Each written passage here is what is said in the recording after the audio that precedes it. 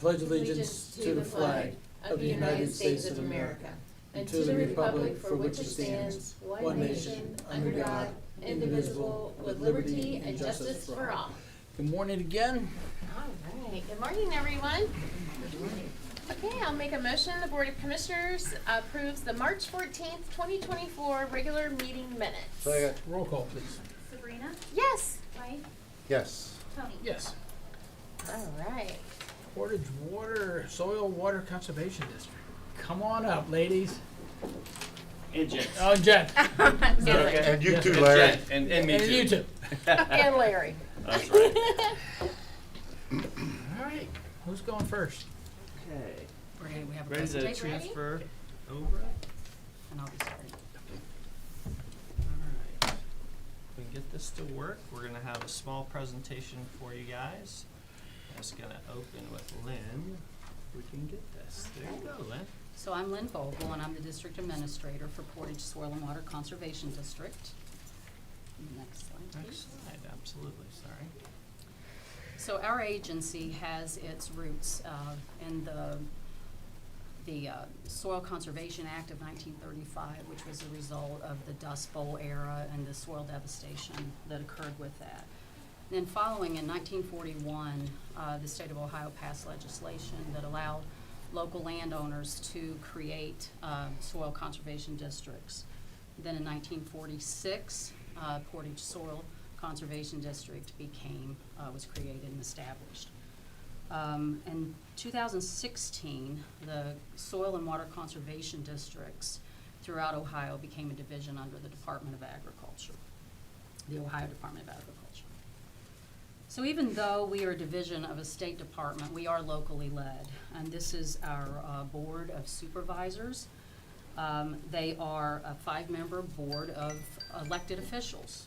Our supervisors are all Portage County residents, and they are elected to a 3-year term and receive no compensation for their efforts. Our board provides strict fiscal oversight and guidance on local issues. 2 of our supervisors are here today, and you'll be hearing from them, Beth Patasak, our fiscal agent, and Sarah Eichler, the secretary. We are here to request funding from the general funds to cover the work that we do that's associated with our conservation agriculture work, and also with the duties that are required under the Ohio Revised Code, chapters 939 and 940. We've been working with our Board of Supervisors and with our engineer, with legal counsel, and also with our ODA area specialist that's also here today, to try to come up with a funding source that would also bring in some state match dollars, which are very strong right now from the Ohio Department of Agriculture.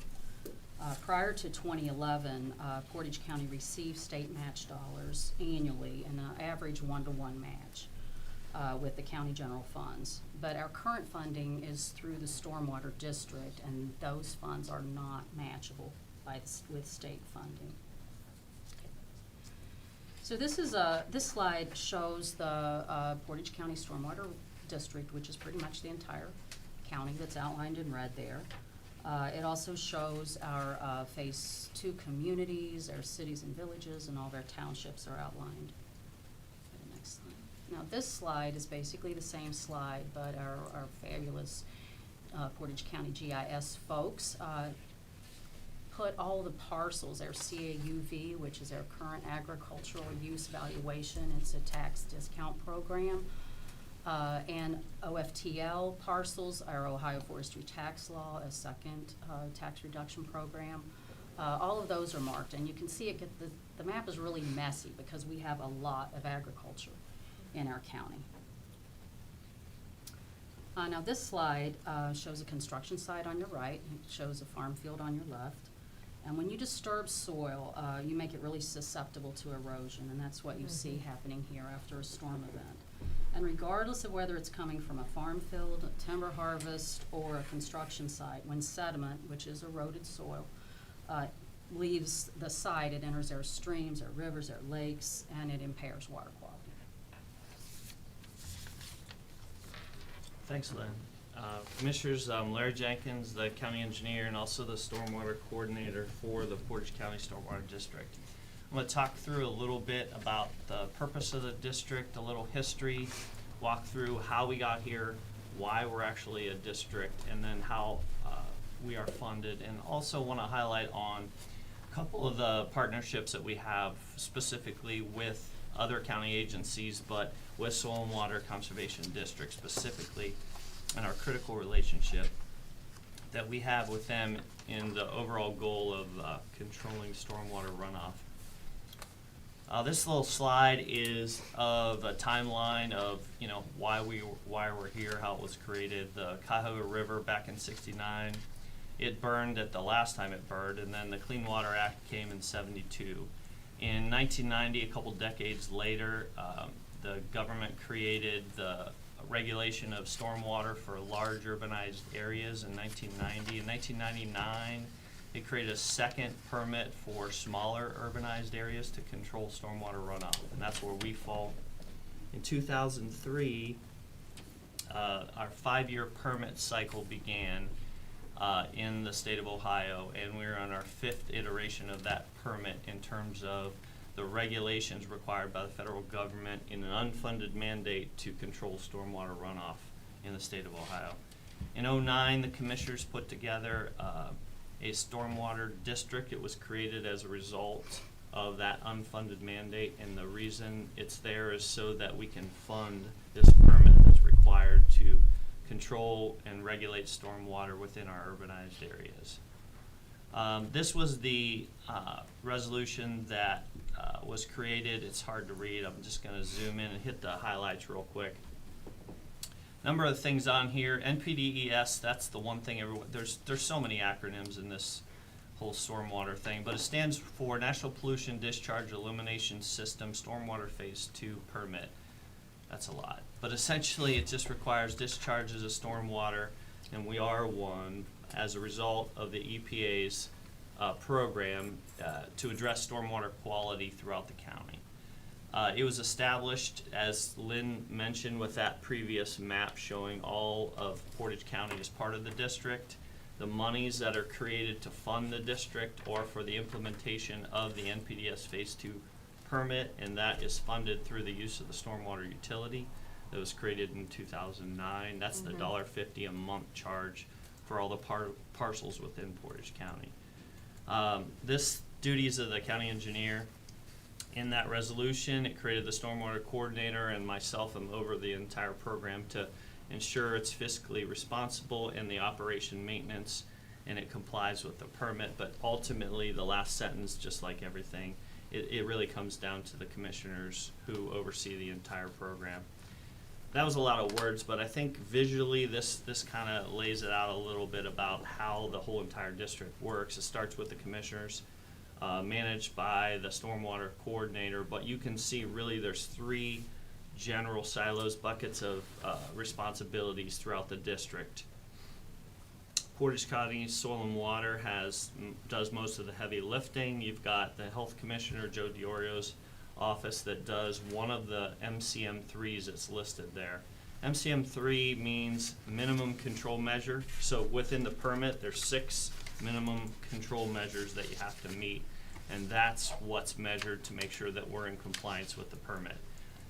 Health Department handles minimum control measure 3, and the district really handles all the other: public education, participation, involvement, construction site runoff, post-construction, good housekeeping, and then the middle one is the county engineer's office, which handles all the maintenance, all the subdivision detention basins that were created since 2003, and then the overall operation. So to explain really expense-wise how the program is distributed, pretty much 75% of the work is completed by those 2 agencies. Soil and Water does 41% of the work, and they're really responsible for minimum control measures 1 through 6. The Health Department, they do 33% of the cost of the district, and they handle the septic discharges, illicit discharge detection, elimination program, and ensures that we do the monitoring necessary and catch any industrial or septic discharges into our stormwater. The last is the 26%, and that's only a quarter of the entire program, but that's the BMP is best maintenance practices and the overall operation of the district. So I'm going to zoom in on that 25%, because I think, let me go the other way, sorry about that. And that 25% or quarter of it shows the other partnerships with other county agencies. We work together with the schools. We have partnership for septic tank discharges that have failed through the regional planning district, the prosecutors involved, the auditors involved, the treasurers involved, and then we're involved in terms of the overall maintenance of the program for operations and also cleaning the detention systems that are out there. But I do want to point that operations, it says 9%, that's really 9% of 25%. So it's really, operations are only 3% of the overall cost. So we actually run a pretty lean operation, I really think. And, you know, the program itself is been a terrific program, and we want to make sure it fiscally remains viable, and that's why we're here actually today. So our recommendations, just want to mention, I mentioned 2003 was our first permit, and we're 5 permits in. And it shouldn't surprise you, but with each federal permit, the regulations become more stringent and become more time consuming, and they've drastically increased over the last 5 times. So over the last 15 years, they've done a really, really good job. I think, you know, the district itself has done exactly what it needs to do, but we do need to remain sustainable and with our rising costs and our increasing effort requirements. So Soil and Water, they provide technical assistance and education to all Portage County residents and serves both agriculture and urban landscapes. So most of the work that's currently being funded through the Stormwater District for Soil and Water, and we're in full support of their proposal to obtain these matching funds that'll be specific to conservation agricultural work that they provide and their ORC requirements that make them actually responsible for those additional tasks, and that will really help with the long-term sustainability of the utility. To discuss this opportunity in more detail, Rebecca O'Neill is here. She's the Area 2 Program Specialist with ODA Division of Soil and Water. It's all yours. Hi, good morning. Again, I'm Rebecca O'Neill. I work for the Ohio Department of Agriculture, and when I say I'm an Area 2 Program Specialist, that means I live and I work in Northeast Ohio. So we're a local resource for soil and water conservation districts, and we provide them with administrative guidance, and we also manage what we're gonna call the Agricultural Pollution Abatement Program, and that means we try to keep manure and farm nutrients out of the streams. A soil and water district operates a little differently than other county offices, particularly with their funding. So operating funds for a soil and water can come from multiple sources. The county commissioners, municipalities and townships, county departments, grants, as well as the state of Ohio. So the county holds what we call are the special funds. They hold those funds, and these funds can't be spent without approval of the Board of Supervisors. The kind of special thing is any funds appropriated from the County Commissioners General Fund or the local municipalities can be matched by the state of Ohio. So recently the match rate has been 90 to 93%. So if you get a local appropriation of $1, the state of Ohio is gonna match it with 90 to 93 cents. So here's an example of a local appropriation of $50,000, just as thrown out here. So every single county in the state of Ohio, so all 88 have a soil and water district, and right off the bat, all 88 get $15,000 from the state. The next part of it, of matching funds, depends on your local appropriation. So the first $20,000 that is appropriated to a soil and water district gets matched at 200%. So with a $20,000 local appropriation, the state of Ohio is gonna give you $55,000. So local being commissioners? It has to be the Commissioner's General Fund though. Mhm. Okay, yes, correct. then the rest of the appropriation is matched at that uniform rate. So when I said that 90 to 93, the rest of it is matched at that rate. So for 50,000, the additional 30 would be matched at 27,000. So for this, a $50,000 local appropriation would bring in approximately 82,000 back into your county. So this is a map that's in your packet, and this is the state match and local contributions for every county in the state of Ohio. So that top green number is the amount of local appropriations in each county. And the bottom blue number is the amount that's matched by the state of Ohio. So 87 of our 88 counties receive local appropriations.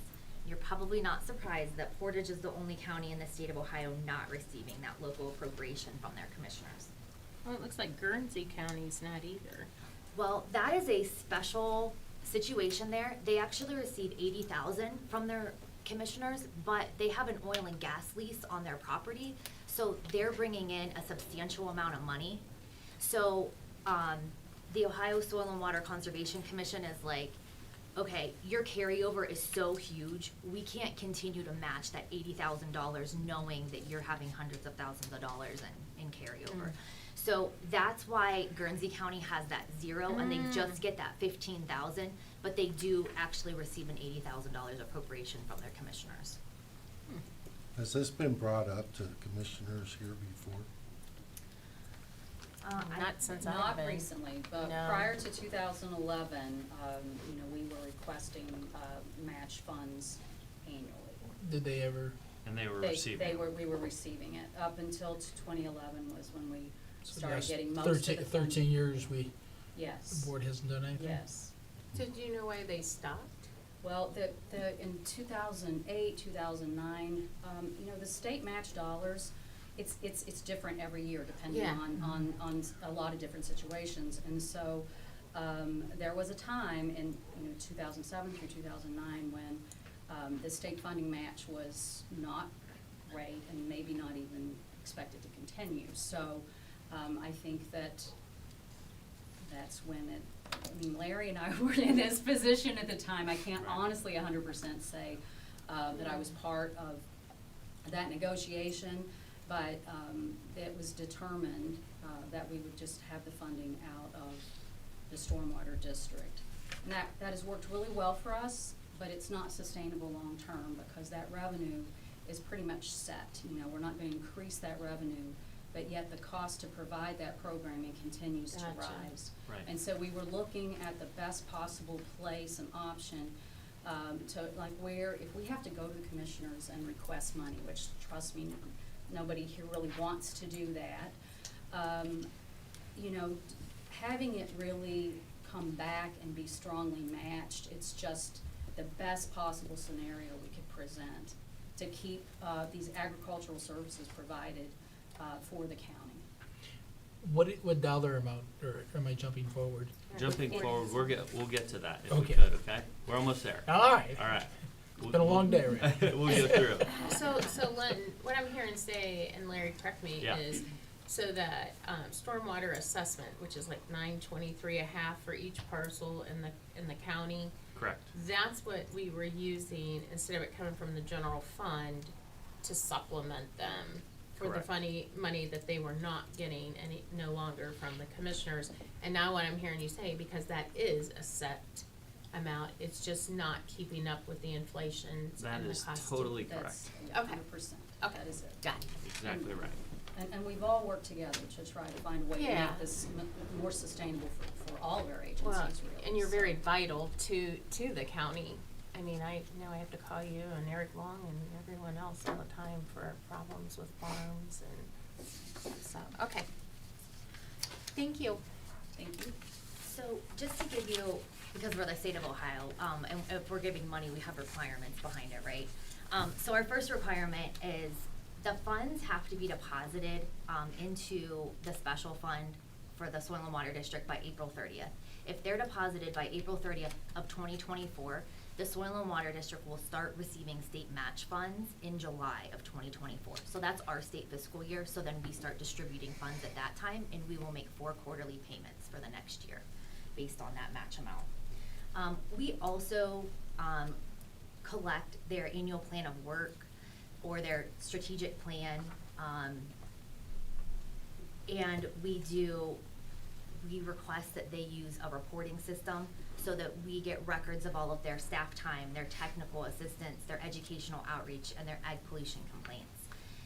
If they don't meet these requirements, we can reduce the state match dollars. But we will, and we do. We already do meet these Caveat, requirements. yes, they do. I check it every year. Next. Okay, so we did talk about the agricultural pollution abatement program, and this is tied into this because we do ask the district to implement and manage their local agricultural pollution abatement program locally. And we wanna try to handle any of these problems that come in on the local level. So the district staff have to respond to the ag complaint that alleges that nutrients or manure are entering our streams or waters of the state. They perform an investigation, they determine if waters of the state are being impacted, and they stop any discharges. They will also provide technical assistance to help landowners implement the best management practices on their farms. So these are recorded in our state reporting system, and this program only works because of the great relationships that your district has with your landowners. So next, we're going to welcome up Dr. Sarah Eichler, KSU research professor and a 6th-generation Portage County farmer. That's right. I moved back to Randolph, and I love Portage County, and I'm going to stick to my script. Otherwise, I'd talk all day about this stuff. So I want to highlight the importance of what the conservation agriculture in Portage County and the work that the Soil and Water Conservation District does and has done to that end. So conservation agriculture is good for farmers, soils, water, and community. And one of the primary methods of conservation agriculture you may have heard of is reduced tillage or no-till ag. And reducing the intensity of tillage keeps the soil and nutrients on the farm and greatly reduces the amount that is flushed down to our streams and into water resources. And also keeping soil and nutrients on the farm means that a farmer has to purchase fewer inputs. Another method that I do a lot of work with is cover cropping, which is the process of intentionally covering the soil with living vegetation after or between crops. And this not only retains soil and nutrients and water, it helps buffer extremes in weather and can also help control weeds and take up manure nutrients to prevent losses in waterways. After decades of evidence, it's very clear that conservation agriculture practices improve the bottom line of farms, often by reducing fertility and pesticide costs and fuel costs, and improving yields, especially in difficult weather years. And this is in addition to the many other soil health benefits that farmers recognize. So there are many opportunities to encourage and increase conservation agriculture practices in Portage County, and I believe that protecting our soil and water resources will ensure that Portage County can maintain and sustain our farms and the rural character that comes with that. There are over 51,000 acres of cropped farmland in Portage County on over 1,100 farms and produces around $34 million in products in our county. And my goal professionally is to provide research and information so that farmers can make the best use of their lands and maintain profitable and productive farms that also sustain natural resources. While reducing tillage and cover cropping and other practices can lead to a lot of huge benefits that we can easily recognize, there is a significant learning curve for farmers and some very farm-specific challenges. And the Portage County Soil and Water Conservation District has been involved in addressing those specific challenges. We provide outreach and education, as well as some phenomenal technical support to make sure our farmers have success with conservation agriculture practices. For example, the district provides a no-till planter drill rental program. It coordinates soil health, fertility, and cover crop workshops that are not only very well attended and a lot of fun, they're very effective at bringing farmers together to share and network and to figure out what works locally. The district also provides cover crop seed sales and recommendations for our small-scale growers as well as gardeners. And they have many activities that connect the youth in our county to best farming practices to help keep them interested and engaged in Portage County. And so the Soil and Water Conservation District has a key role in improving voluntary conservation agriculture best practices and outcomes so that our farmers are not yet dealing with a less flexible regulatory approach, and that will come if we collectively don't manage water quality well. I believe this also helps keep farming as a viable vocation and a business option for Portage County families, and so I hope you carefully consider our request for funding. Thank you. Thank you. Next we have Beth Patasak, Soil and Water Conservation District Board Fiscal Officer, Farmer and Ag Business Owner. Good morning, Commissioners. Thank you for your time. Are we on a hard cutoff at 9:30? If Go so, ahead. go ahead. Yes? Go ahead. No, go Okay. ahead. So, go ahead, Larry.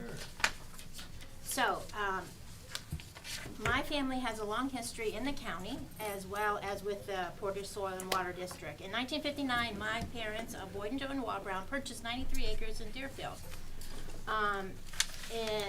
They started a farming operation, raising corn, soybeans, and wheat, and also an ag business, retail business, known as Deerfield Ag Services. Today, those operations are owned by myself and my two brothers, Bill and John Walbrown. We farm approximately 5,000 acres, 2,000 acres being in Portage County. And the retail business has grown considerably. We now have 4 locations, but the main one is still in Portage County, where we serve farmers, we sell products and services, and we merchandise grain, which, farms and ag businesses are so important to Portage County as well as, the economy overall. Last year, Deerfield Ag Services shipped and exported over $40 million worth of farmer-raised soybeans. That was from all of northeastern Ohio, but we exported those to Asia. So, farmers are bringing dollars into the economy. That's you can't overemphasize the importance of ag in Portage County and in Ohio. Also, our history with Portage Soil and Water Board is rich. My father was on the board back in the 1970s. And he early on, he set out to improve the soil quality. So in 1969, around 1970, he tried no-till practice, which Sarah mentioned, where you reduce tillage on the field. And at first he was unsuccessful, but he regrouped.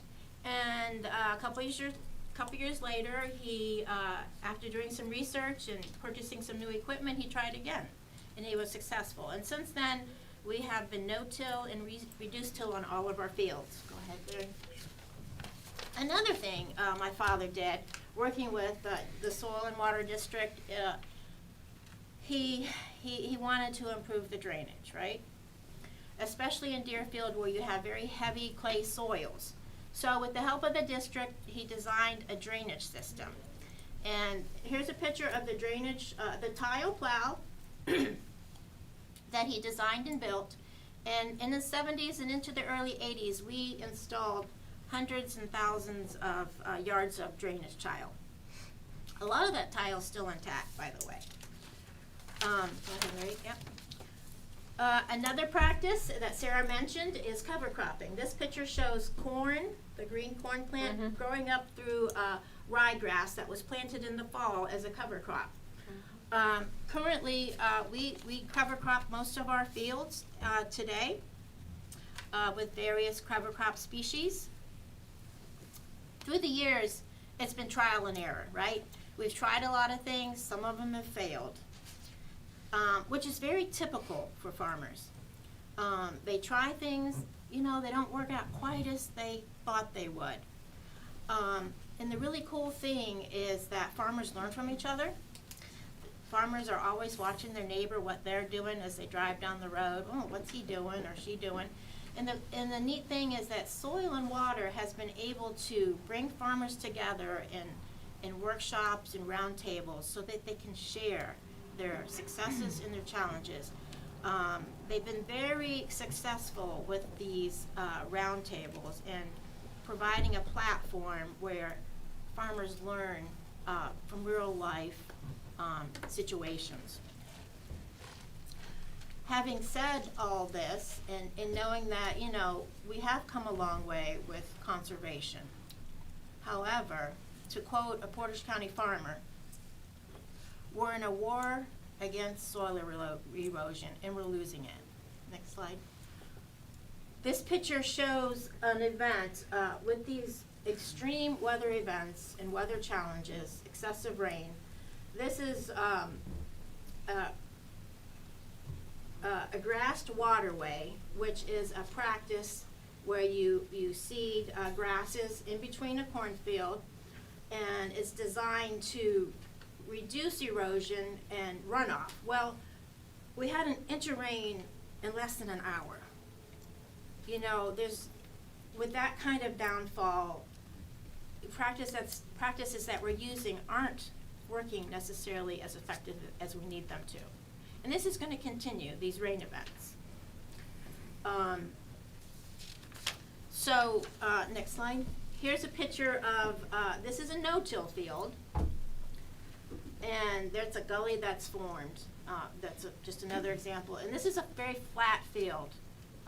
It's not a hilly field. How often, on that farm, if we took that, how often does that happen? How often does it happen? Is How it often? once How a- once- often? I know it do we rains get often. How often do we get these extreme rain events where the soil just can't take in the water quickly enough? How often does it happen? You know, it's the changing weather patterns that's hard to predict, but it happens, and you know, by all indications, it's going to continue to happen. I get that, and it's just, we're using these examples, so my curiosity is, does it happen once a year, every other year, every 10 years? No, it happens a couple times a year. A year, okay. Mhm. At least. Yeah. And I believe farmers want to be good stewards of the water and the soil. Soil is their livelihood, and soil is the beginning of all life, if you really think about it. And as new technologies and practices and research is being done, and we come up with new ideas, soil and water needs to provide those resources and education to farmers, as they have been doing through the field days, through the roundtables and the workshops. It's very important that continue. The thing about soil and water is they serve all sizes of farms, all types of farms, and the thing with Portage County is you have a lot of smaller operations, and you have situations where the farmer works off the farm in a full-time job. And I think the district's especially positioned to serve those folks, as well as the larger folks. So I'll leave you with a picture of beauty, I think. This characterizes the rural characteristic of Portage County. It's a cover crop, crimson clover, and I love Portage County. And as a landowner and a business owner, I care and want my tax dollars, to be spent wisely. Having been on the board for over 16 years, I know that Portage Soil and Water, they're they run on a tight budget, they're fiscally responsible, very lean, and that's why we're here today, to respectfully ask for funding. So Lynn? I just, because you showed those pictures, so Yes. my little mind. Yeah. So if that happens, Doctor, how do you fix that erosion, or that tunnel that water in an inch comes down? What do we do to that? Do we do water basins, or? Well, it'd be very difficult on all these acres to require people to put into something like a water basin, right? And so we're trying to do the soil health approach. If we can keep the soil covered, especially with living roots all year, that creates soil that acts like a sponge. So they can take in a one inch rain event, and then you have very little soil going on. You know, it's cleaner, much cleaner water that leaves the site. So yes, there are some engineering practices that the state of Ohio recognizes in other places, but they're very expensive relative to the impact they make. These are practices that the farmers have annual, seasonal control over, decision making. They're flexible, they're not permanent, and they're not a huge upfront investment. They're a small upfront investment, and they make they're the most bang for your buck. So improving soil coverage, improving soil health in all sorts of different ways by some of these practices is really where you're winning out on this. Thank you. And you know, really trying to, even though we have these practices and, we know a lot about it, the farmers have not all, you know, across the board adopted these practices, and that's kind of where we're at, is trying to get, them to understand the benefits of those practices, and there are economic benefits, and economic losses associated with how you manage your soil. So, you know, providing that, technical assistance when they want to adopt a practice, as well as, that educational, component up front, you know, this is what this practice can do. And having that, as Beth said, having that be farmer-led and getting farmers in that are participating in these practices to talk to other farmers is really key. So you said you've been doing this for how long, 17 years? I've been with Soil and Water since 2010. Okay. But, yeah. So of the seminars and the groups you get together as farmers, what's the buy-in from the just farmers? Are they all saying, hey, this sounds like a great idea? Some saying, hey, show me. So I feel honestly where we are, and Mhm. that's kind of the question that I ask myself all the time. You know, where are we? Because initially it was just bringing researchers in, and you know, like because people weren't doing these practices. Mhm. It wasn't like I could go out and find a Portage County farmer that was doing it. We were at the point where people are starting to adopt these practices, not across the board widespread, but we have farmers now within our county that we can bring in that are doing these practices. I can drive throughout Portage County now and I can go, oh, I didn't know the Algers leased that field, but because it's got cover crop and a multi-species cover crop growing in it, I know it's an Algers leased field, you know. Mhm. We are starting to see the buy-in in that practice, and to continue to provide that support. And you know, we bring in farmers from the western part of the state that have had a little more money generated there, or a little more money available for these practices. You know, we brought some farmers in from the western side of the state just last month. How expensive is it to put ground cover between the crops? You could be looking at anywhere from, well, it depends on how much you put down. I was you going to know, say and what about kind of mix you put down. 1,000 acres, or Well, you know, if you want to do an acre per acre cost, you know, like most of the mixes that the guys are using, it's usually more like about $30 an acre. Right, and I might add that usually these practices take off because farmers see a net economic benefit. Mhm. They're not doing it because it costs more, they're doing it because overall Benefits it them. benefits their operation. It reduces the inputs of, as your soil fertility builds, you know, you can reduce some of those very expensive chemicals that you have to put down to grow the same crop. So we reduced some of the slides that actually showed that because we were trying to be respectful of your time. So now for the ask. It only took us 20 slides to get there. Sorry, That's right. Tony. Sorry. So- 42.5. So you have this spreadsheet in your packet, and this spreadsheet shows an average. And what we did, we pulled out the work that we do over a year that is just specifically related to those required activities under the Ohio Revised Code, and the activities that we, and events and education and technical assistance that we provide to landowners. It's strictly associated with ag. And so it comes up to an annual ask of, well, it's not the ask, it's an annual expense of about $85,500.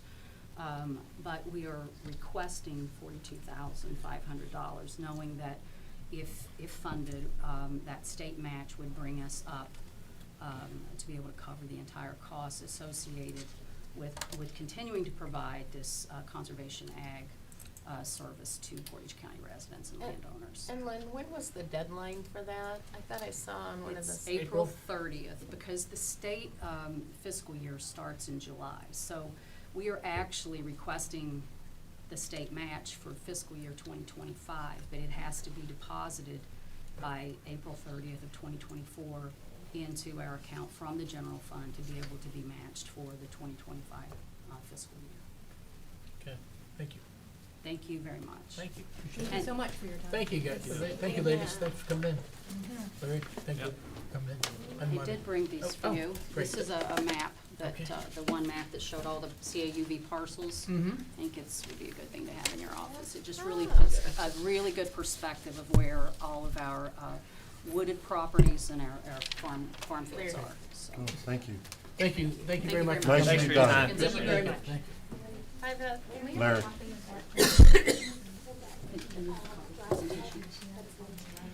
Tammy? Yes. How you guys doing? Good, how are Good, you? how are you this morning? There's no pictures of my son's birthday party. Sorry, Tammy. Go ahead, you're up. It's pretty standard stuff. Just a lot. Sorry, Sabrina. That's okay. So we're gonna crank All up. right. In accordance with section 305.30 of the Ohio Revised Code and this board's resolution 21-0396, part 9I, the Board of Commissioners acknowledges and approves the county administrator's approval too. I'll make a motion to authorize the hire of Amanda Perry, Administrative Assistant in Child and Adult Protective Services, Portage County Jobs and Family Services, to be effective as of Monday, March 18th, 2024. Second. Roll call. Sabrina, Yes? Mike, Yes.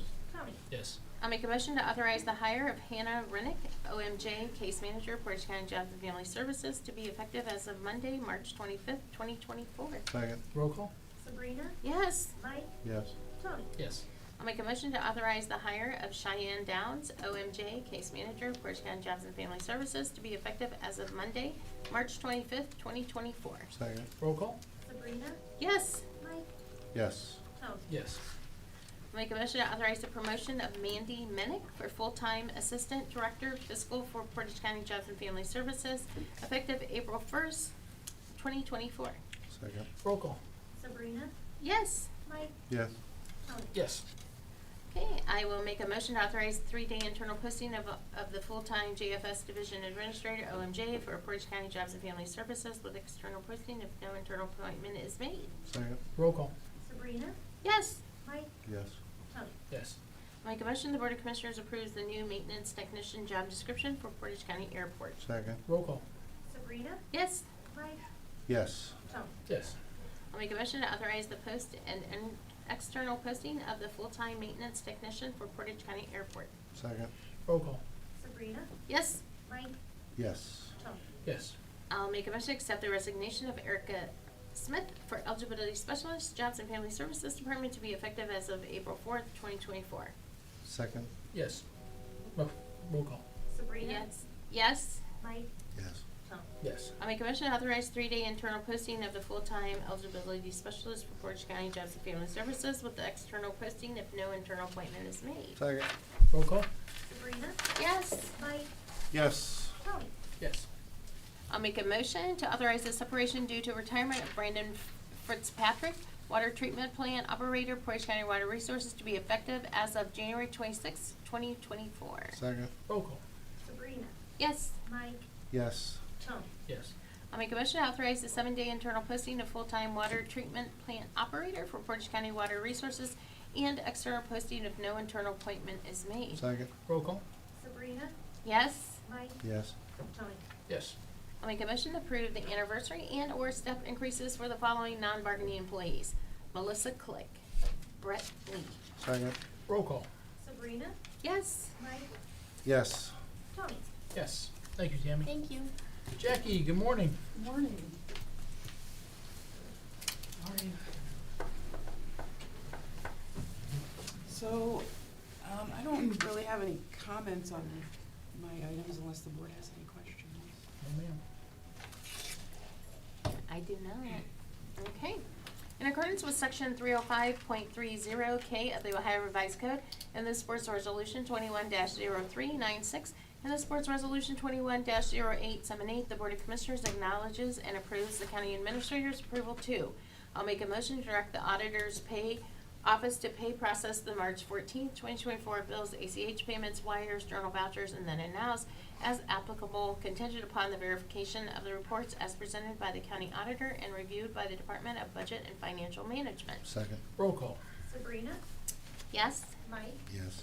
Tony? Yes. I'll make a motion to process the March 14th, 2024 budget amendments as reviewed and recommended by the Department of Budget and Financial Management. Second, Roll call.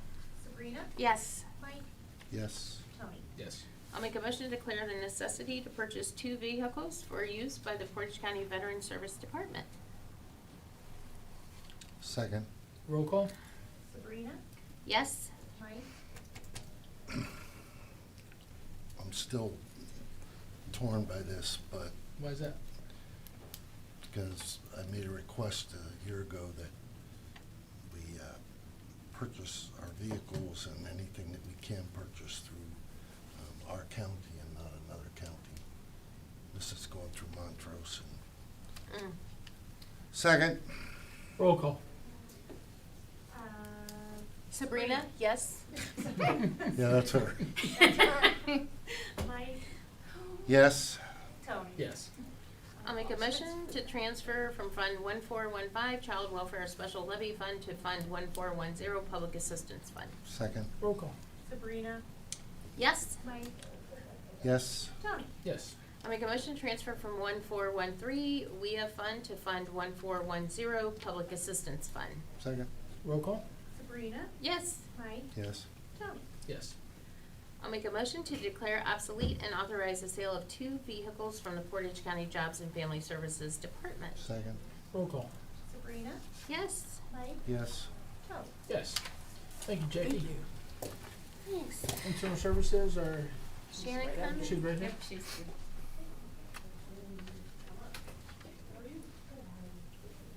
Good morning. Morning, Shannon.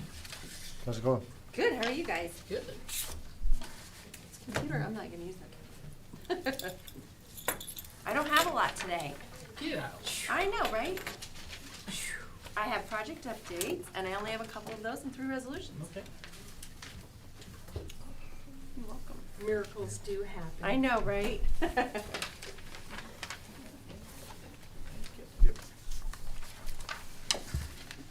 Thank you. And the special. Thank you.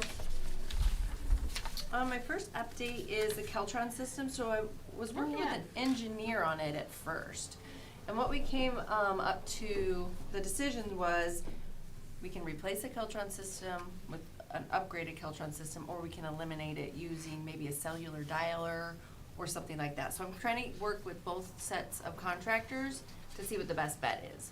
So I've been walking around with them. We go to every location to look at each Keltron system. And I bring Cameron in too, because a lot of it's like IT related. So I'm meeting with another gentleman for another option besides the Keltron system. So they eliminate, this is what I'm told, I'm not an expert in it, but they eliminate the Keltron system and then it goes through cellular data. So you pay for a fee just for that to ring instead of, and that's hooked into your fire system. So you don't have to do all the rewiring and? No, I don't have to do anything. Oh, that would be. So that's why I'm trying to do both options that way. So option number 1 is rewire everything. And upgrade it? It's actually not rewiring, it's like configuring it to go just to the cellular. Mhm. So they No, take go- the wires Go from to the the normal current way before panels. the cellular. What's that? The first way before the Oh, cellular? the first way, so Keltron.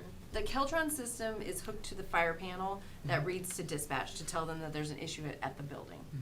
So the other one would go to a cellular data Mhm. with backup and all sorts of, I'm getting more information Yeah. on it, but I'm trying to come up with a better option than replacing the entire Mhm. system, so, and these are our 2 options with the engineer. He kind of pointed me in the right direction for both of them. But I'll let you guys know what's the best one and what's cost effective, so. Then, let's see, if I go to page 6, the HVAC for the Riddlebach building, the HVAC is complete. They've ran all of the AC units, so we can take that off the list, so Oh, wow. AC's running. And the, I hope it's not running today. no, they just fired them up. It'll be Yeah. tomorrow. Yeah, right, yeah. The public defenders, the new office space, the architect is gonna give me a cost this week on his cost. And he's gonna give a projected cost of what the project will be. He hasn't given me So anything yet. what else are we, oh, for the public defenders. Okay. Yes, and that's all I have. Oh, that'll be good. Thank you. You're welcome. All right. All right, let me get to your resolutions. All right, the Board of Commissioners agrees to enter into an agreement with Water Resources and Break Fire doing business as Silico Fire and Security for gate preventative maintenance. Second. Roll call. Sabrina? Yes. Mike? Yes. Tony? Yes. Board of Commissioners accepts the proposal of GPD Group and enters into an agreement for providing professional design services for the project known as the Newton Falls Road Bridge Number 131 replacement in Paris Township, Portage County. Second. Roll call. Sabrina? Yes. Mike? Yes. Tony? Yes. The Board of Commissioners authorize execution of an agreement between Regional Planning Commission and the Portage County Engineer for the purpose of administration and coordination as it relates to the execution of responsibilities of the Portage County Stormwater District Septic Assistance Program. Second. Roll call. Sabrina? Yes. Mike? Yes. Tony? Yes. Thanks, Shannon. Thank you. Thanks, Shannon. County Administrator. Oh my. This will What be we quick. got? So Dave would like to once again do his canvasser program, which has been very successful over the years. His program, he would like to start it in May, run it through September, and he would like to hire 3 canvassers at $15 per hour. Again, this has been a very successful program. Did we budget for this though? It's in the 2024 funds are available in his Yeah. budget. Yeah, that's what I thought. So he just brings it every year. Yep. I'm fine with. Good by me. Yep. And then I'll approve the posting Yep. if you're okay with that. Okay. Good morning, Dan. Water Resources. Just came to talk about Kent. Yeah. So there are a couple of issues with Kent. We were approached by a development that wanted to tap into our water system. The area that they're interested in technically falls into our service zone. Problem is we have no infrastructure there, and it would be prohibitively expensive for them to build out. Because traditionally what we'll do is we'll have the contractor that's doing the project, at their expense, they'll put the water or sewer main in, depending, to make the connection to our system, and then we'll inherit that infrastructure and maintain it from that point forward, as long as it's according to spec. So in this case, it just financially would not make sense on their end. That kind of broached the subject with us, though, in Kent. We were going back and forth, and their service, the boundary between their service area and our service area doesn't necessarily make a whole lot of sense. I think when they first originally drew that out, it was due to the fact that they were going to potentially service Talmadge, and that whole deal fell through. Yeah. And so now they have a key notched out near Howell Road where we can't extend down Howell Road, and they can't extend up and down Route 43. So we'd like to at least do a study moving forward as to the potential or possibility of maybe rebounding those service areas so that we can extend to Howell Road and also potentially make a emergency connection with them. So that way it'll give us a little more resiliency on our end, and even potentially buy water, bulk water from them to service some of that area. But all of that's very preliminary right now. We need to kind of see hydraulically if that is even viable. We think it is. We're fairly certain that it is, but we definitely want to begin that study. So twofold. One, which would be we'd like to seed them this parcel here, allow them to serve that potential parcel. We believe it would still be good for the county, because if they do build out these lots, that'll be additional tax revenue for the county. And again, we have no even long-term plans to extend up Route 43 at this point. How far distance are we talking about? Ooh, that's a good question. I think it's well over a mile, at least. And For when it you, come for for the us to make that connection, yeah. Because it was obviously shorter for Kent. Much shorter, yeah. So, and that's why we said, and this isn't the first time Yeah. we've done this. And we've done this with other communities where it makes sense for them to connect to them if we don't have any long-term plans to extend into that area. But this might work out well, because it did open up negotiations with us in the city of Kent about future, how we would like to proceed in the future. And I'm very hopeful that it'll work out, because at the end of the day, if we can get a little bit of water from them and feed that area, that'll take a lot of pressure off of our Brimfield water plant, enabling us to send more water into Brimfield, which is growing, you know, Leaps and bounds. yes, it's growing very fast. So this way it frees up a little bit more for us and also gives a little more resiliency to our system and their system as an emergency interconnection. Okay. How's that look for the sewer in that potential parcel? You know what, that's a good question. I would have to follow up on that. I'm not, you know, when we've had these discussions, we've been discussing water, and I haven't really looked at the map to see how far we So I'd be extend interested towards to that know area. that too. Yeah, I'll follow up with that and make That's sure fine. that you get that information. Cool. Are they talking about building development or retail? Yeah, there's a Condos? condo, I think it's up to 105 condos that they're looking at, units, Between so. Malloy and Sherman there. Yeah, it'd be a substantial development if they move forward with it. I think it would be a benefit to the county, for sure. Thank you. All right. Okay. The Board of Commissioners approves Portage County Water Resources to send a letter to the City of Kent stating that they will not provide public water service to parcel 04015000000350001 located in Brimfield Township. Second. Roll call. Yes. Yes. Yes.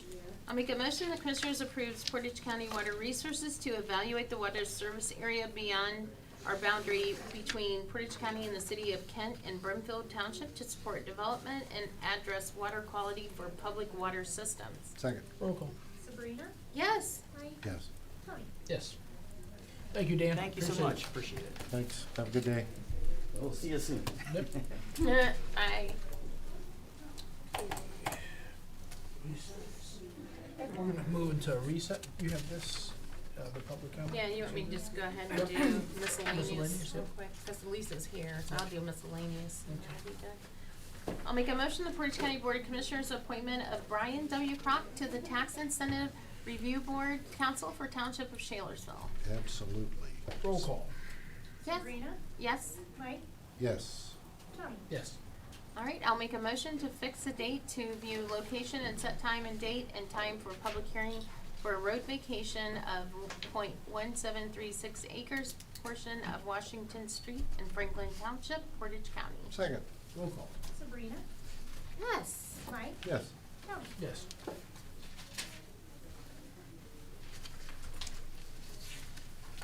Okay, and then, let's see here, I'll make a motion to fix date, oh, we already had that.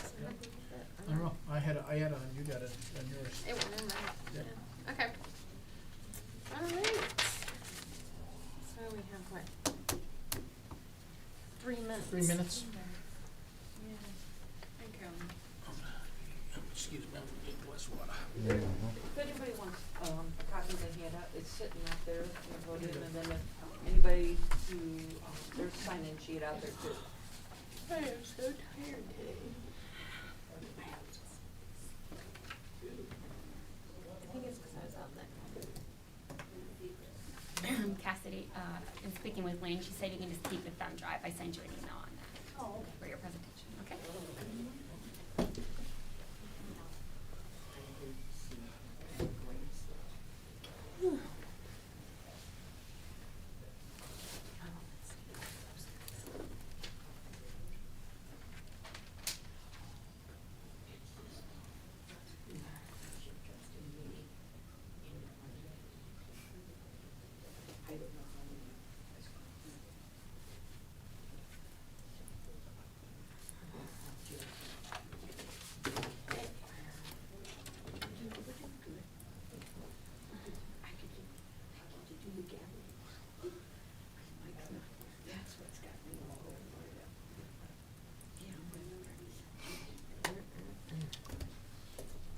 Morning, Ms. Fields.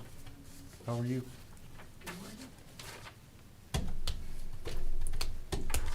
And you too? I'm just I'm not actually talking. I'm just present. Poor Jen, that's good. Moral support? Moral support. I That's said it. how charities Why, are on. This That's is it. kinda like, I actually will just- information. I'll just, There you go. I told her I'd sign in for it. Give her an extra person at the public hearing. Well, you know what, there was a few people I talked to from, different communities who said that they were gonna come, you know, they wanted them to hear Good. about Everything. That's it, get the all this word stuff, out. Everything. you know? Yeah. It is what it is.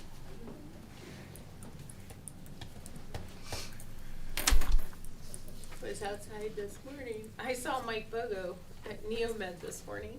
So they're freezing. And here comes Mike bouncing out of the gym.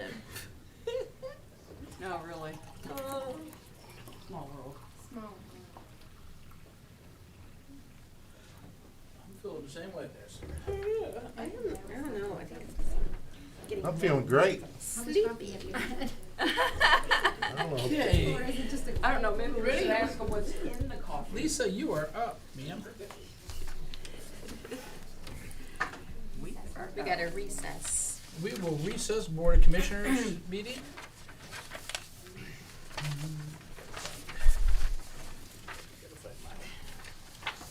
Okay. And we will reconvene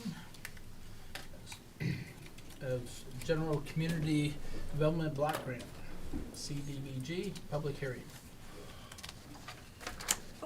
Okay, so the purpose of the hearing is basically, this is like the first public hearing that we have to hold in order for the commissioners to apply for any CDBG-related grant.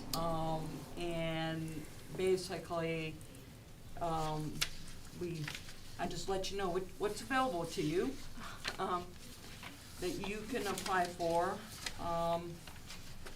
And the first one is the Community Housing Impact and Preservation Program, which is the CHIP program. That is usually the grant that Neighborhood Development Services will come to you and apply for. And the county is eligible this year to apply for. Are you guys applying for it? It's with the city of Ravenna, the partnership between the city of Ravenna, they're the lead, and then, the commissioners and the city of Streetsboro go into the partnership together. So, And we are planning on applying this year. are you? Okay.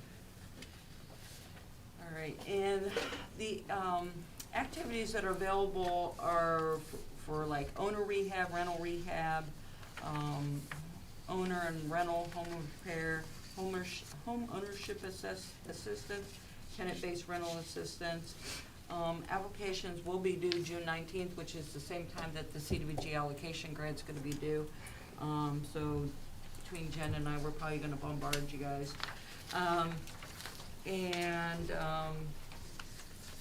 Under the, program of the housing, shelter, and supportive housing, you also have the homeless crisis response program. Applications are due for that one on July 1st. Some of the eligible activities include for basically shelter operations. There's costs associated with case management, eligible support services to promote goal planning and permanent housing placement. You can do data collection and evaluation. There's also homeless prevention. There are a number of different things you can do under that, such as provide financial assistance for rental assistance, rapid rehousing, which is basically the same thing. Data collection and evaluation, and then you have the supportive housing program. Pre-applications will be available July 8th. You can do transitional housing under that. You have permanent supportive housing under that grant as well, which, you know, basically you can apply for operating expenses, supportive services, that sort of thing. The biggest thing is that our office will be coming to you for is for the community development program, which under that we have the CDBG allocation grant. 2 Mhm. years ago, the commissioners received 630,000. Yeah. If you recall, 150,000 of it goes towards the city of Streetsboro. That is again gonna happen. And then you will only be allowed 3 projects overall. Only 3? Yes, Man, 3. they just keep reducing that number. Yes, they keep reducing and I reducing. remember we used to have 6, then it went to 5. 5, and now we're down to 3. So applications will be due June 12th.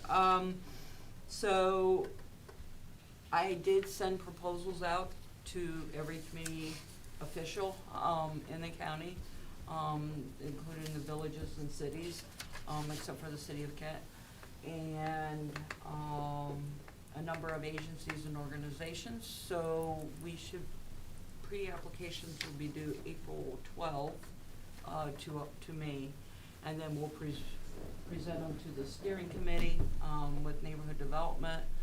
We'll evaluate the applications or the proposals and determine from there which ones should go forward with the CDBG allocation and or be used for revolving loan funds as well.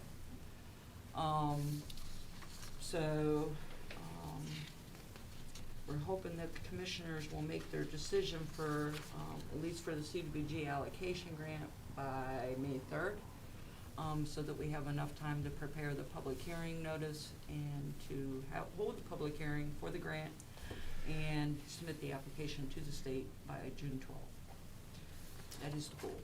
All right. Questions? Nope. Questions? No, sir. Are there any public comments, Chris?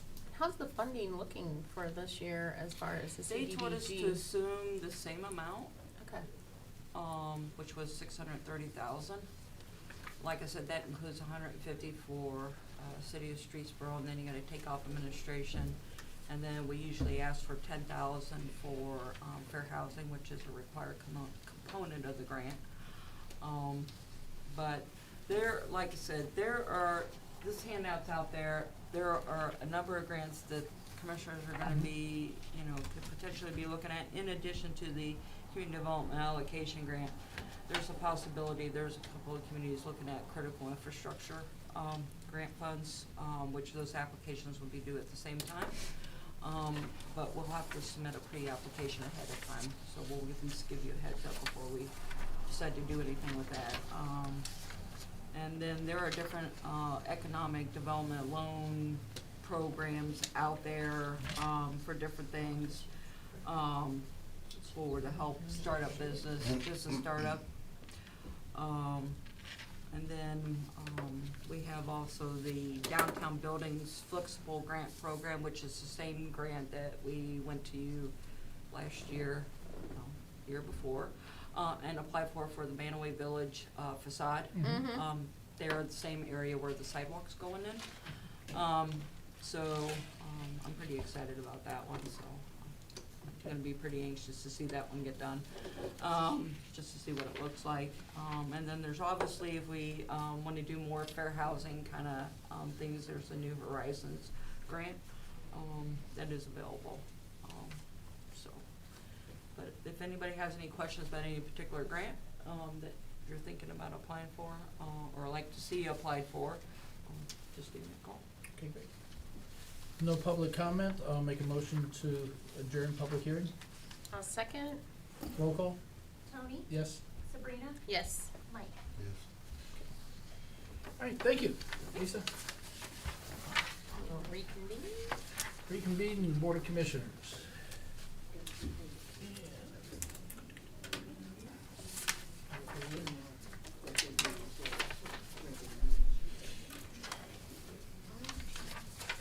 And let's see here.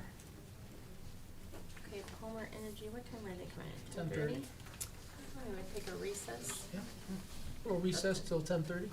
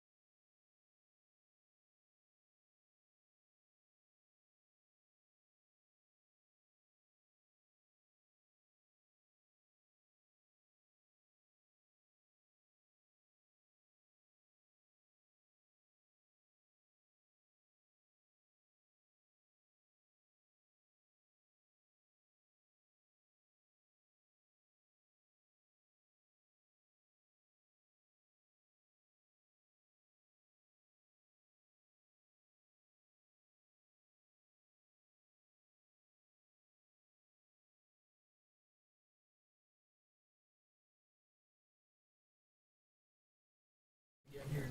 We'll reconvene as Board of Commissioners. Let's see. Palmer Energy. Yes. That would be you, sir. You're front and center. Thank you, I got 2 Commissioner. chairs waiting for you. Good to see everybody. Today I'm here to go over RFP results for the county facilities for electric. And I have a handout here for you. Okay. I don't know if you have this or not, but I printed some, so. Thank you. Thank you. Oh, I might have given you 2 there, Commissioner. Yep, here you go. Oh, you know what? Is We this have the that. same? We We have have that this. in You know the- what? Oh, did you? All right. I wasn't sure. Yeah, we have it in our packet. Oh, yeah. I'll take one. Yeah. Thank you. Jackie, you can hear this other one.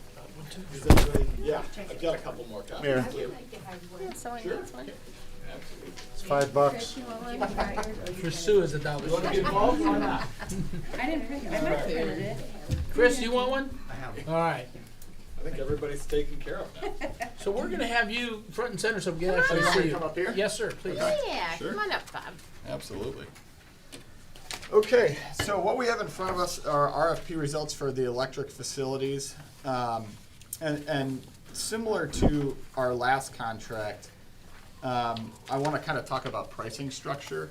Okay. And so there are 2 pricing structures that we look at here, and one is all-inclusive, and it's exactly what it sounds like. It's the same price, it's fixed, it doesn't change throughout the term of the agreement. Now, the issue with all-inclusive right now is that capacity, which makes up about 20% of the per kilowatt hour price, is unknown past May of next year.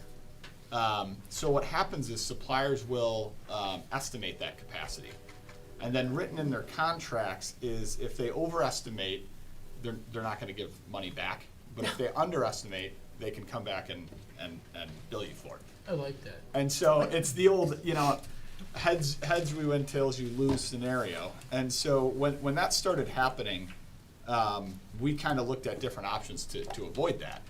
And, capacity used to come out 3 years in advance, so it wasn't much of an issue.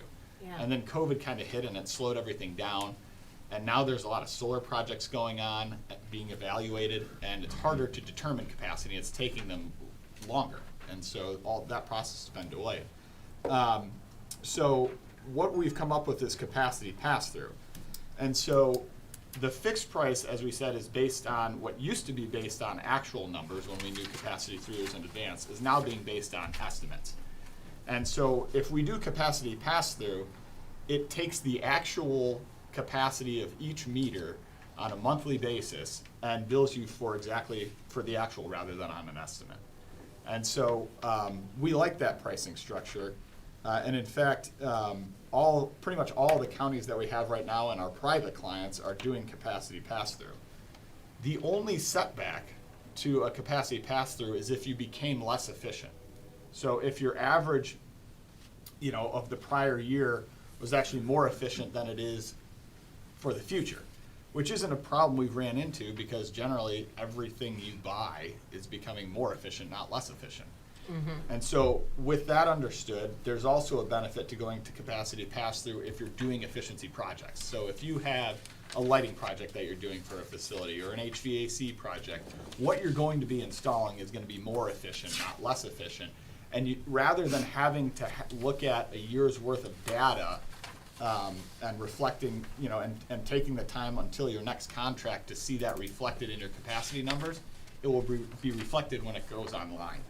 So in other words, your capacity or any sort of efficiency projects that you do will be realized sooner and in real time. Real time meeting on a month-to-month basis.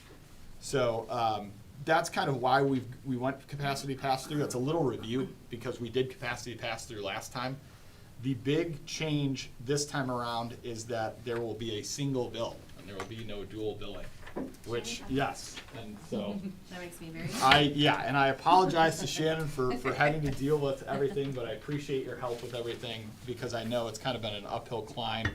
But, if you remember, we did capacity pass-through last time, and the reason, why I believe the county decided to go forward with it was because the price difference was $10,000 or around that. structure or around that savings difference. And so Dynegy now, if you look at the second page here, you'll see the recommendation, and Dynegy is the recommended supplier. They've got the most competitive 24-month price, but they will be able to do that single bill this time around, so we won't have to worry about that.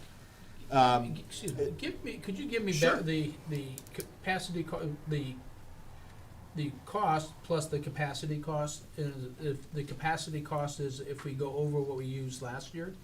So the capacity is going to be, so we don't know what capacity will be going forward, other than to know that it'll be an actual number read. So on a month-to-month basis, Commissioner, that capacity number will fluctuate based on the usage and not only usage, that's right, Commissioner, but the load profile as well. And so what we're essentially fixing with capacity pass-through is the volatile market portion, or the commodity. And that's the most volatile part. And it's the part that, 6 months to a year ago, definitely a year ago, was extremely expensive. And since then, because the natural gas price has come down, which is used for electric generation, the electric price has kind of come down as well. So the 514 number that we're looking at right now for or recommended right now through Dynegy for 24 months, might have been closer to 7 cents, a year ago. So it's not nearly as cheap as it was on the previous contract. Frankly, that was kind of what we refer to as like a COVID number. Those numbers are gone, and to be honest, I don't know if we'll see them that cheap again. To give you an idea of what we're currently paying was $3,968, which that's the lowest per kilowatt hour price I've been doing this 12 years. That's the cheapest I've seen by a pretty wide margin. The 514 is kind of more in line with an average over maybe the last 10 years and kind of more realistic going forward. But it's significantly better than even where we were a year ago. So give me an idea, the plus capacity cost. I guess I'm stuck on that because it's just a number, it's words, it's not a number. Yeah, And correct. Give me an idea. So that the translates. easiest way to explain capacity is it's based on what's called a PLC, which is a peak load contribution. So each meter is going to be different. When do you use your power and how efficiently do you use it and at what times? And so the utility has that data, and they take the average of the 3 highest capacity days or pulls on the system days, average that out, and then they combine that with a capacity number that is for the grid itself. And you take those and you put them into a calculation, and that's what comes up with capacity. And so that process, when you're looking at a fixed all-in price, is being estimated because we don't know the long-term capacity number because it hasn't come out yet. We know it through May of next year, but beyond May of next year, we don't know. And that's where you run into the issue of when you estimate that, you're going to tend to estimate higher so that you don't, that the supplier doesn't lose money on the deal. But they won't return that money to the customer if they estimate high. Whereas if they estimate low for that number, They charge. exactly. They have the So it right sounds to like come a back. used car salesman. Well, right, and so That's that's why we try to avoid the all-inclusive rate so that we're not put in that situation. Years ago, before the previous contract, we did do fixed all-in, but we knew that capacity number 3 years out. So if we had a 36-month term, we knew what the capacity number was, and the likelihood of it being changed is much, much smaller, barring some, event. One being when we had the polar vortex. That was an example of an extreme event that they could pass through capacity on. But when you don't know capacity going forward, the likelihood is for them to err on the side of more expensive because they're not going to cost themselves money. Correct. Does that make sense? It does, and it sounds like we're gonna cost the user, us money, the way we're doing this here. There's a variable number that we have no idea, and it could come in low or come in high. Well, and we can estimate that, Mhm. okay? And when you look at the average generation capacity cost, that's what we included. But we, in that number, are also estimating capacity. We do that for budgetary reasons. So when you look at the 1.1 million, that's the average annual generation, including our capacity costs. you know, that's kind of on the high side of things, because we want to err on the side of, you know, a higher number rather than a lower number for budgetary purposes. So we can average that for you, but with the idea of, we'd rather have a capacity number that we overestimate and then have you come in below your budget rather than above your budget. So we can estimate it just like the suppliers do. The difference is, if it comes in below that, you'll be able to reap the benefits of it. So the point, the 514 already has capacity number in there, but if it goes higher, that's the plus? No, there is no Yeah. capacity in that Okay. number. The fixed all-in does, that 5510 next to it, Yep. that does have it in. Okay. And Yeah. but the reason we include the average annual generation cost, including capacity, is for budgetary purposes. And again, the idea is we'll overestimate that and then come in under budget. And what does that mean to the customer when you come on under budget? You're saving money. Yeah, but each month, even though you're just using this for guidance as far as for planning purposes, but really, each month, it's gonna be adjusted to the actual capacity. That's exactly right, Commissioner. Okay, Yes. that's what I wanted to hear. Yep, exactly right. Yep. Okay.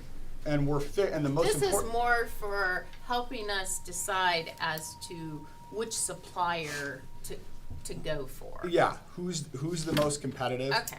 And exactly right, and in this situation, Dynegy is.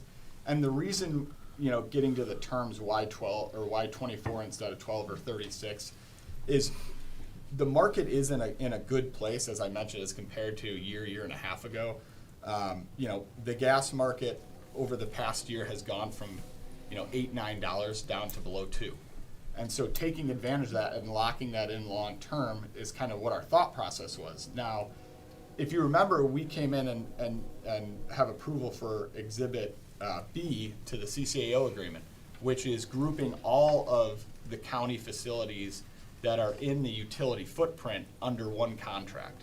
And so the reason we're recommending 24 months is because after this contract ends, Portage County will go with the rest of the counties into a large pool group, which obviously creates purchasing power, but it also allows us to hedge electricity in it, you know, in advance, which we're not kind of able to do at this point. And that program will start about 2 years from the beginning of this contract, which is why we're recommending 24 months instead of 36. And that because of when the pool group will start. The pool group is just having experience with all the counties? So the pool group will be all of the counties in the same utility being on the same contract. And so it's, you know, you're taking, like, so for example, we're taking all of the Portage County facilities and grouping them together to get a discount. Now we're taking other counties, kind of like we do with natural gas, and putting all of them in one pool group. And the benefit to that is obviously tremendous purchasing power, but then the ability to hedge electricity and buy it at you know, beneficial times based on where the market is. How many of the counties are participating? In this, you said you're gonna group us with the other So other counties? I think it's like 65 or 70, Commissioner. And we It was haven't. 77 or If something. you're I don't know, I thought it was higher. So there are different counties that work with us on aggregation only, and the reason why they only do aggregation is because their facilities are in a muni or something like that. So there are, Commissioner, you're right, there's about 70 some odd counties that work Yeah. with us in one regard or another. For facilities, I think we're in the 65 to 70 range. Okay, all right, thank you. Yep. So anyway, that's kind of why we're recommending that 24-month capacity pass-through. And we're gonna recommend, and we do this every time, getting approval for Dynegy and AEP because they're the first and second place suppliers. And we do that just so that the suppliers are competing through the end of the process. We don't want one supplier, you know, knowing that they won the bid, because on the refresh, we want them to continue to compete. And so that's kind of why we're looking for approval from the prosecutor right now for Dynegy and AEP. And then once we get those approved, we can set a refresh and signing date. as far as that goes, the process is we'll get a refresh number in the morning. It'll be very similar to what we have here. And then we'll put together an updated version of this recommendation with the updated numbers. And then with plans to sign the approved contract that afternoon. And so what we've done, I can't remember in the past if we had a single commissioner sign, or if, Michelle, did you sign it in the past? I can't remember the last contract. The board would give me approval to That's- sign on their yeah. behalf. Right, and so I think that's what we've done in the past. That works well, just because trying to get everybody together one afternoon can be difficult based on scheduling. But if that's something that, you know, we probably need a motion for or something along those So lines at least. we would, journal entry? Journal entry. Can you do a resolution maybe? Resolution? Yeah, absolutely. We can cover whatever verbiage we used the last time. Okay. Do you wanna do that next week? Do you wanna, what do you guys want? Yes. That's fine. And then I'll sign and get it over to you. That's If the board's perfect. in agreement with it. Yeah. Perfect. So you're recommending Dynegy? Correct. Yep, the 24-month commissioner and the capacity pass-through too. So there's the all-inclusive price which you see, which we put on there just to show, and then the capacity pass-through, which is what we're recommending based on, you know, only knowing capacity for the next 12 Do months. we know what the savings, was for Dynegy by going with them? For the last- previous contract, Yeah. you know, we send that out in November. I don't, off the top of my head, I'm not positive. I can get that for you. It's a lot Yeah, because I thought it was like 200,000 or it's something. probably more than that. Do you know, Shannon? Did you I'd have get to it? go back and look that. I can it up. I can find that, Commissioner, and email Yeah, it to you. I was just curious. I It's think that'd a be helpful. lot. To give you an see. example, the price to compare this past year was in the 10-cent range, right around 10 cents, and we were paying, you know, capacity pass through 3,968. So it's not going to be 3. It'll be in the 4-cent number, but you're Wow. comparing probably a low 4-cent number to 9 to 10 cents. So Yeah, you and- could and get the- that to us. I yeah, think that would be good to it's see. significant. Yeah, Okay. absolutely. Are you guys in favor I'm good. of going with Dynegy then, out of this? I mean, it's our choice as to who, this is just the bids that he got in for the 24 months. I don't think any of us are in position to disagree with him. Yeah. Mike, did you have any thoughts on that? I don't, No? I listen to them on and on and on. It's a lot, isn't it, Commissioner? But you know what, it would be nice for us to see, so if you can get those numbers to us. Yeah, or I send will. it to Michelle I'd and be she'll get happy them to to. the three of us, just so we can see. We're happy to We share have- those numbers, Commissioner, Yeah. because they are good. Okay. I'd just be curious. Yep. And then I do have one more thing to go over with you, if there's no more questions on this. Go right ahead. So, I mentioned Exhibit B that we got approved, which kind of takes what we're doing with electric and combining everything together, which is kind of what we do for natural gas. So CCAO looked at the Exhibit A, which has to do with natural gas, Yeah. and they've made a few changes, and I can hand these out here for you. I don't know if you have this or not.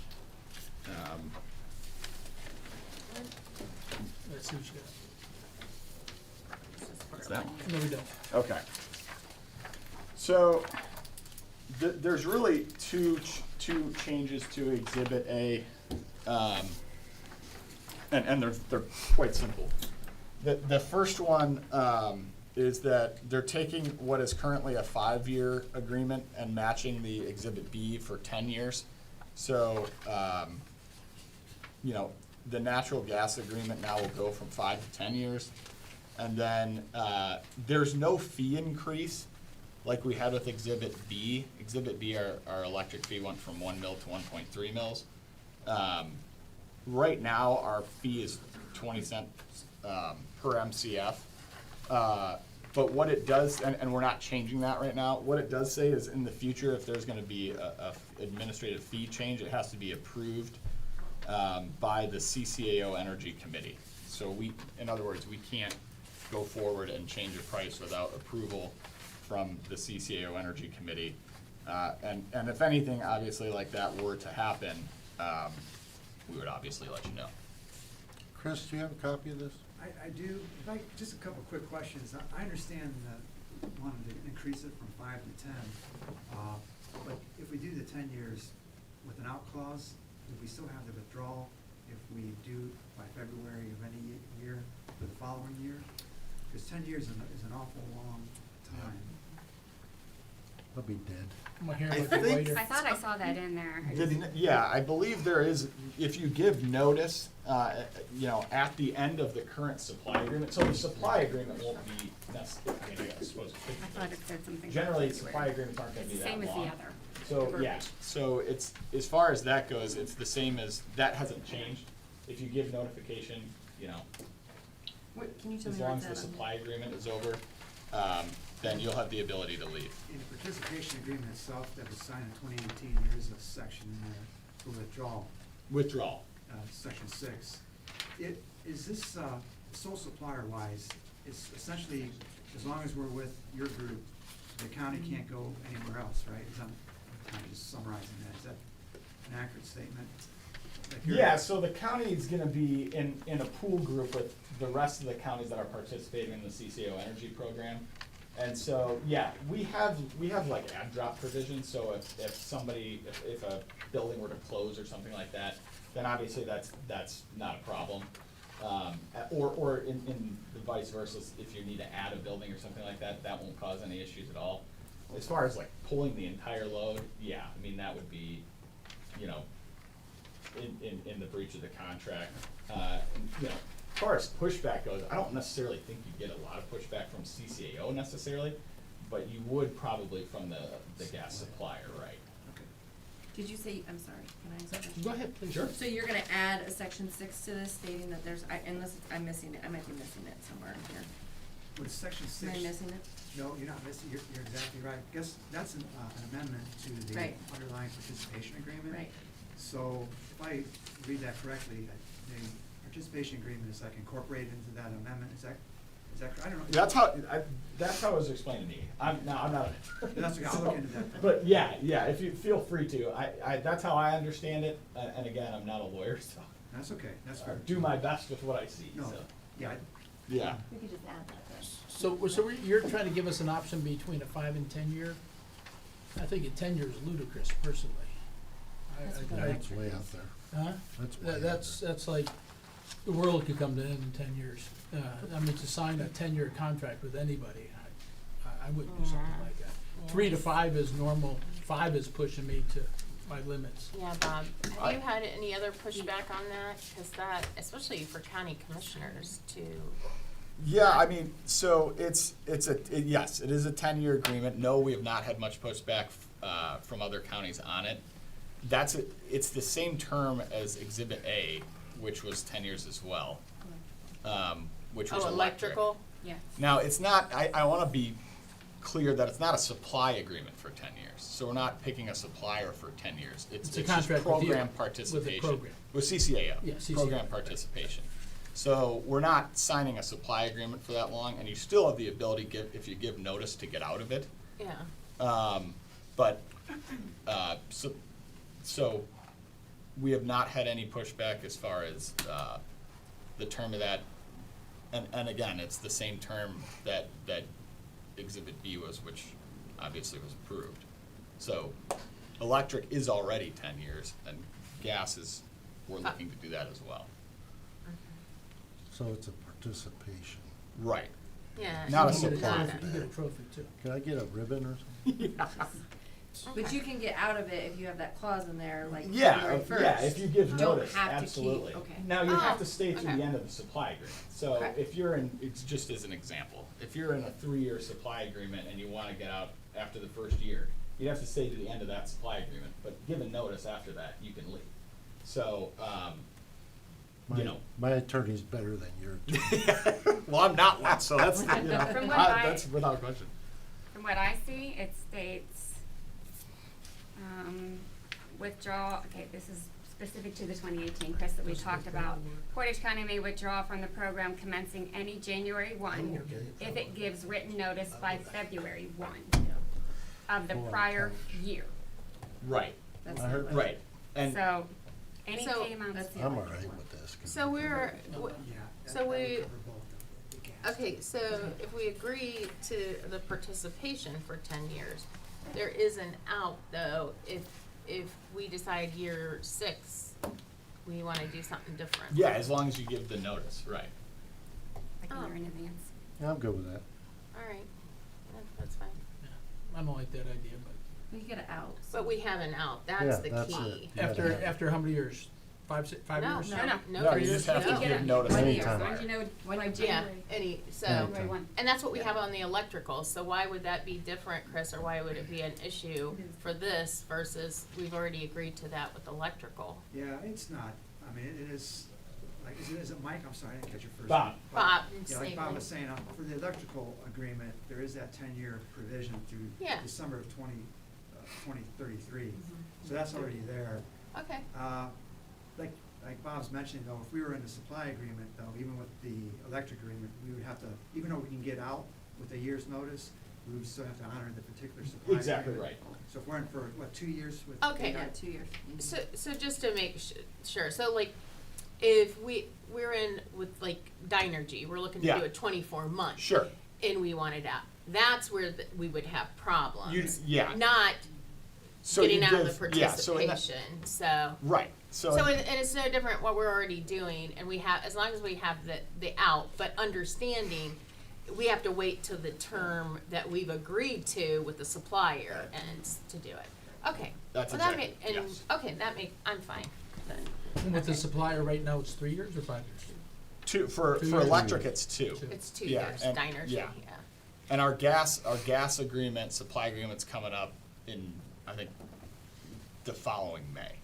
So May of 25, I believe. Bob, what do you, I'm sorry. Go ahead, no, Commissioner, Chris, please, go ahead. Okay, thanks. Your question will be more important than mine. No, what do you think the natural gas, supply agreement might be? Yeah, as far as length goes? Yeah. I mean, it's 3 years would be my guess right now. It could, that's tough to know because it depends on what comes back from the RFP results. What we've done historically is between 2 and 3 years. I mean, that's what we've done for the last, I don't know, 10 So years. probably wouldn't be longer than 3, then. Yeah, I mean, unless, the only reason you'd go longer than 3 would be 2 reasons. One, you get a really competitive basis number, which would be basically pricing, take advantage of the market. And then the opportunity to be able to go out and hedge further if you've got a really low market. But generally, in the past, it's always been between 2 and 3 years.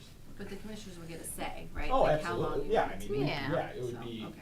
It's And not- we vote on it, it's CCAO, the CCAO board will sign the contract, and eventually approve it, but obviously, we're gonna keep everybody informed of the decisions that are being made.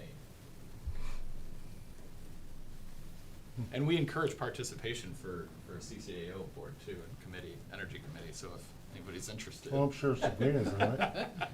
What? Commissioner, yes. Oh, wants to Don't be be. snoozing over there. Come on, get on that committee. So I'm always, we'll always Attitude. recruit for that, so if anybody's interested in, serving, on the energy committee, that would be fantastic. I'm on all those other committees, that's why I don't So serve you're on up. that committee. Not Big me, boy. bro. Put your money where your mouth is. I'm busy. So that's all I have for you today. Thank you.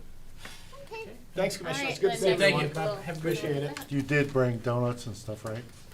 Next time, Checks in the Commissioner. mail. Next time. Bob, Dude, I'm done with you. we're snoozing over there. Is there any public comment? Do you know of, Cassidy? Not that I am aware of. Is there anything else come Is it for the board? 11? It is a minute. till. 10:59. So we won't be. Chris, did you have anything No. else? Sure. You're good. I'm good, thanks. You got a minute to talk. Sue, do you have anything? No? So are we, Shannon? are Oh, we prepping Shan- a resolution for next week then? Okay. Yeah. For both? For energy? What do we need? And I gas? don't know. Do we have to do it for gas or what are we doing? Cause we do it. Yeah, I mean, obviously, we need prosecutor approval, once we have that. Cause there's 2 agreements here. And then, yeah, I mean, You gave us We an could- electrical there- and a gas. right, so obviously, we need both. Now, the more pressing issue is the supply agreement, like Yeah. Exhibit A, It's if we the have same it thing. in the next month, that's fine. So, as far as timing Yeah. goes, it's up to you, I mean. You do both at the same We'll bring time, a you don't have resolution to. next week that covers both. Yeah, if we do it at the same time, it'd probably be less confusing. Yeah, we can do it next week then. That would be efficient, yes. Yeah. Well, we're all about efficiency. That's right. Mhm. I'm gonna change Anyway. subject, Cassidy. No public comment?